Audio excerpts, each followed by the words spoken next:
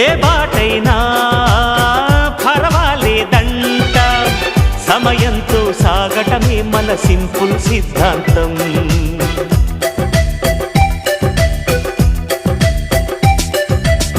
చిరుగాలికి పరిమళమిచ్చే సిరిమల్లెల వనమై ఉందాం, గగనాన్ని నేలను కలిపే హరివిల్లుల వంతెన అవుదాం. ఆనందం అంటే అర్థం మనమందా, ప్రతి పూట పాటై సాగే హుషారు సరిగమలో. ఎన్నో ఎన్నో రాగాలుండే సంగీతం కాదా, చల్లకి నవ్వుల కేరింత.